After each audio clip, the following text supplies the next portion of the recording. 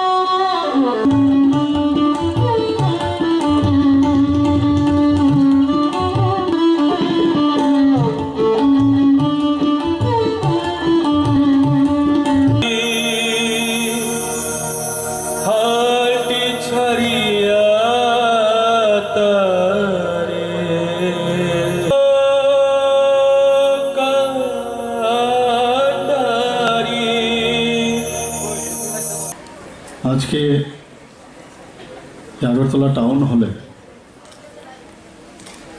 সমগ্র শিক্ষা school education ডিপার্টমেন্টের উদ্যোগে যে রাজ্যভিত্তিক কলা উৎসব 2023 সেই উৎসবে এখানে উপস্থিত আছেন special secretary education department Shri রাবেল হেমেন্দ্র কুমার, উপস্থিত director secondary education and higher education SECRT Shri NC Sharma মহোদয়। তাছাড়া মঞ্চে আসীন আছেন এলিমেন্টারি এডুকেশন ডিপার্টমেন্টের ডাইরেক্টর শ্রী সুভাষিস বন্দ্যোপাধ্যায় এবং আমার সামনে উপস্থিত আছেন শিক্ষক শিক্ষিকাগণ এবং তাদের জন্য আজকের এখানের এই প্রোগ্রাম, সমস্ত আমার ছাত্রছাত্রীরা এবং এডুকেশন ডিপার্টমেন্টের যারা আধিকারিকরা বা কর্মচারীরা এখানে আছেন। আমরা দেখতে পেলাম, সবসময় আমরা যেটা বলি যে ত্রিপুরাতে ট্যালেন্টের অভাব নেই, তার একটা ঝলক আমরা এখানে একটু আগে দেখলাম। গাঙ্গুলি এবং দাস যেভাবে ওদের পারফরমেন্স এখানে দেখালো, সত্যি অপূর্ব।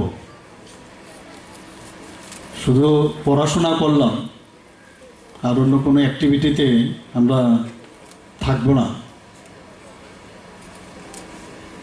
সেটা কিন্তু ঠিক নয়।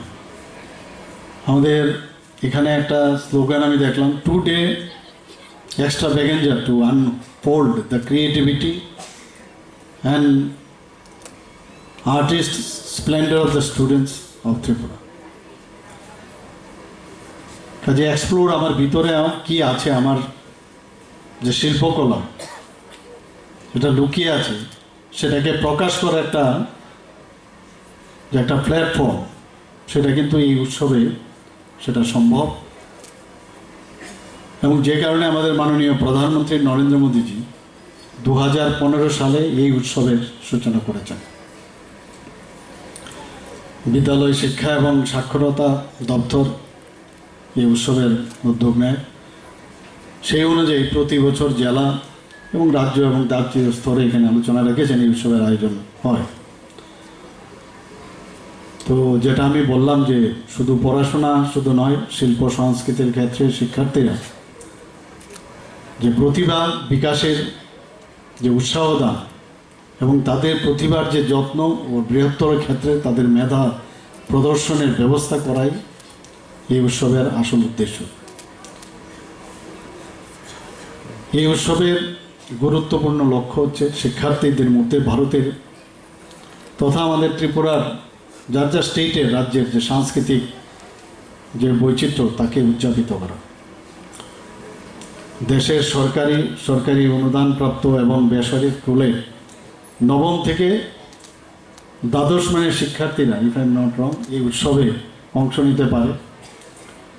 এখানে শাস্ত্রীয় সঙ্গীত, যন্ত্রসঙ্গীত, লোকসঙ্গীত, বাদ্য, গীতিনির্ভর যন্ত্রসঙ্গীত, শাস্ত্রীয় লোকনৃত্য, দ্বিমাত্রিক ও ত্রিমাত্রিক চিত্রকলা, চিরাচরিত স্থানীয় শৈলীর পুতুল নির্মাণ এবং একক নাট্য অভিনয়, এই 10টি বিভাগে শিক্ষার্থীরা এখানে অংশ নিতে পারেন। আমাদের রাজ্যে এবারে উৎসবে প্রায় 80 জন ছেলে এবং 80 জন মেয়ে, মোট 160 জন এখানে অংশ নিচ্ছে এবং অলরেডি আজকে এটা সমাপ্তি। এখানে যারা পার্টিসিপেট করেছেন তাদের রেজাল্টও এখানে জানানো হয়েছে। তো জেলা স্তরে প্রথম হয়ে রাজ্য স্তরে অংশ নিচ্ছেন এবং রাজ্য স্তরে প্রতি বিভাগে যারা প্রথম স্থানাধিকারী তারা জাতীয় স্তরে অংশগ্রহণ করবে। আগামী বছর অর্থাৎ 9 থেকে 12ই জানুয়ারি নয়াদিল্লিতে জাতীয় স্তরের প্রতিযোগিতায় তারা তাদের প্রতিভা প্রদর্শন করবেন এবং আমি নিশ্চিত যে যেভাবে এখানে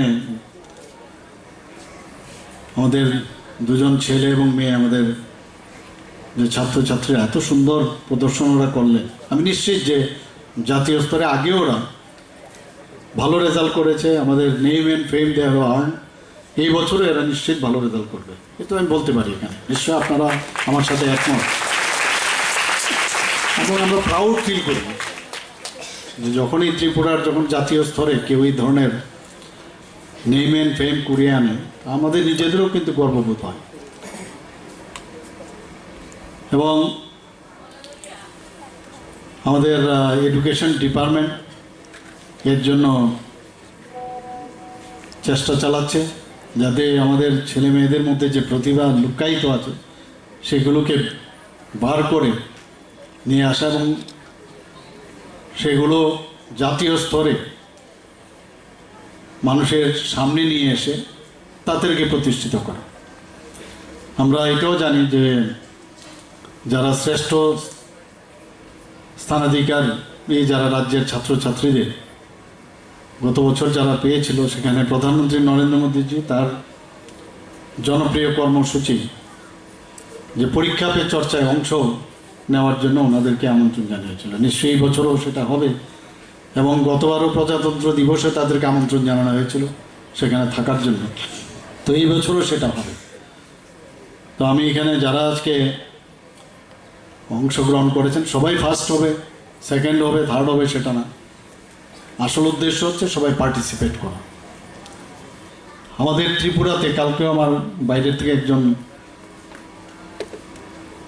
লোক এসেছিলেন, খুব স্কলার ব্যক্তি, তো বলছিলেন যে এরকম আমাদের নর্থে কোনো এক জায়গায় গিয়েছেন, উনি ভিডিও করে এনেছেন, খালি গলায় একটা মেয়ে এত সুন্দরভাবে গান করছিলেন, আমাকে দেখাচ্ছিলেন, এই পল্লী গীতি গিয়েছিল মেয়েটা। তাই বললাম ত্রিপুরাতে এমন কোনো বাড়ি নয় যেখানে একটা হারমোনিয়াম আর তবলা একসাথে থাকবে। তো আমাদের এখানে মানে ভিতরে সবার ভিতরে কিন্তু শিল্প, যে শিল্পী হওয়ার যে বাসনা সেটা আছে, হয়তোবা আমরা সেই সুযোগ পাইনি, কিন্তু এখন যারা গার্জিয়ানরা তারা চেষ্টা করে আমাদের ছেলে মেয়েদের তাদের বিভিন্ন শিক্ষাগুরুর কাছে নিয়ে যাওয়া, সেটা গান বাজনা বাদ্য যাই হোক সবাই নিয়ে যায়। কিন্তু এখন আমি বলবো যাদের মধ্যে এই ইচ্ছাটা আছে, এটা কিন্তু ইনবর্ন আসে, সেটা যাদের এই ইচ্ছা আছে কিন্তু কোনো কারণে তাদের সে ট্রেনিং নিতে অসুবিধা হয়, নিশ্চয়ই আমাদের সরকার, আমি এডুকেশন ডিপার্টমেন্টকে বলবো তাদেরকে স্কুলের মাধ্যমে আইডেন্টিফাই করা।